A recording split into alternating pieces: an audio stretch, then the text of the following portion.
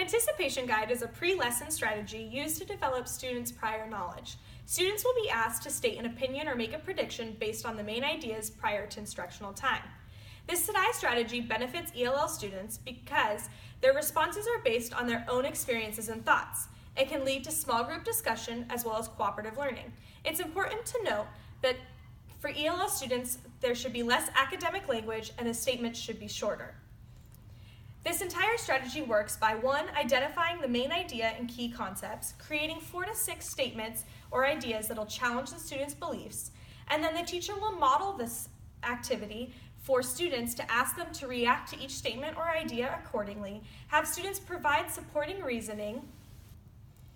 They will then discuss with a peer, and then this will be able to facilitate classroom discussion by asking each statement or idea as a class, leading into the reading, lecture, lab, or assignment.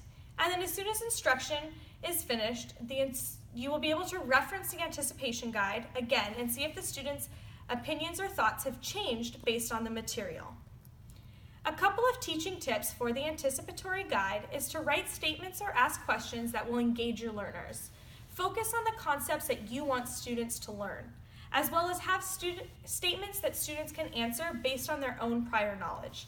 Therefore, know your students, know the questions that will engage them, and be able to know what their prior knowledge is. For my demonstration, I will go ahead and provide a float versus sink activity. And for my demonstration of an anticipation guide, I will use a float or sink activity. So students, please go ahead and fill out for the following objects whether or not you think these objects will sink or float. A banana, a styrofoam ball, a quarter, a regular Coca-Cola, and a Coca-Cola Zero. After finishing these, you will talk with a peer, and now we will go ahead and demonstrate them. For the quarter, it sinks. Please mark that on your activity guide. For a styrofoam ball, it floats. Please mark that on your activity guide. For the banana, it floats. Please mark that on your activity guide. For a regular Coca-Cola, it sinks to the bottom. Please mark that on your activity guide. Oh, man. And for the Diet Coke or Coca-Cola Zero,